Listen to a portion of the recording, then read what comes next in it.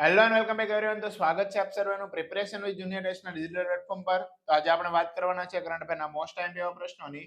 અને જો આપ અમારી ચેનલ પર પ્રથમવાર હો તો ચેનલને સબસ્ક્રાઇબ કરવાનું ના ભૂલતા, સાથે સાથે બેલ આઇકન પણ પ્રેસ કરી દેજો જેથી આવનારા તમામ વિડીયોની અપડેટ આપ સુધી પહોંચી રહે. અને હજુ સુધી તમે અમારી ટેલિગ્રામ ચેનલ તેમજ વોટ્સએપ ચેનલ જોઈન ના કરી હોય તો નીચે ડિસ્ક્રિપ્શન બોક્સમાં તેની લિંક આપેલી જ છે, તો ત્યાં જઈને તમે જોઈન કરી શકો છો. તો શરૂ કરીએ કરંટ અફેરના મોસ્ટ ટાઈમ એવા પ્રશ્નો. પ્રશ્ન નંબર 1, તાજેતરમાં કયા દેશની ક્રિકેટ ટીમના બે ભૂતપૂર્વ ક્રિકેટર ક્લાઇડ બટ્સ અને જો સોલેમનનું નિધન થયું? તો આપણો સાચો જવાબ છે ઓપ્શન બી, શ્રીલંકા. પ્રશ્ન નંબર 2, તાજેતરમાં એક રિપોર્ટ અનુસાર ભારતના વડાપ્રધાન કેટલા ટકા સાથે ગ્લોબલ લીડરમાં સૌપ્રથમ છે? તો આપણો સાચો જવાબ છે ઓપ્શન બી, 76%. પ્રશ્ન નંબર 3, યુનિસેફ યુનાઇટેડ નેશન ચિલ્ડ્રન્સ ફંડનું મુખ્યાલય ક્યાં આવેલું છે? તો આપણો સાચો જવાબ છે ઓપ્શન એ, ન્યુયોર્ક. પ્રશ્ન નંબર 4, નીચેનામાંથી કોણે COP 28માં ગ્રીન રાઇઝિંગ પહેલ શરૂ કરી છે? તો આપણો સાચો જવાબ છે ઓપ્શન એ, ભારત. પ્રશ્ન નંબર 5, 2018 નો કિંગ ભૂમિબોલ સોઇલ એવોર્ડ કયા દેશની સંસ્થાને મળ્યો છે? તો આપણો સાચો જવાબ છે ઓપ્શન એ, બાંગ્લાદેશ.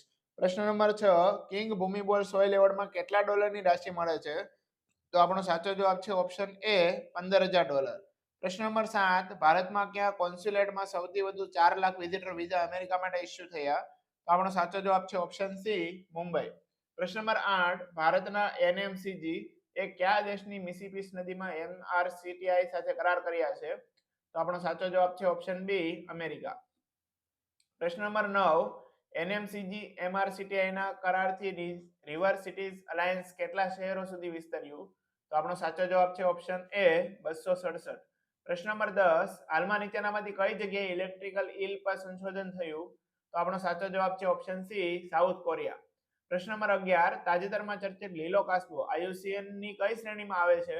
તો આપણો સાચો જવાબ છે ઓપ્શન એ, સંવેદનશીલ છે. પ્રશ્ન નંબર 12, નીચેનામાંથી યુનિસેફની સ્થાપના કયા વર્ષે કરવામાં આવી હતી?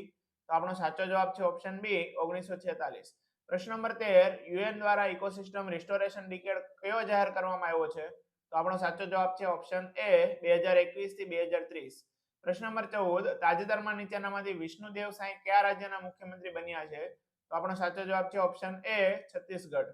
પ્રશ્ન નંબર 15, કયા ભારતીય શહેરમાં ભારતની સૌથી મોટી સર્ક્યુલર રેલવે મળવા જઈ રહી છે? તો આપણો સાચો જવાબ છે ઓપ્શન બી, બેંગ્લોર. પ્રશ્ન નંબર 16, 2022 નો કિંગ ભૂમિબોલ સોઇલ એવોર્ડ કયા દેશની સંસ્થાને મળ્યો છે?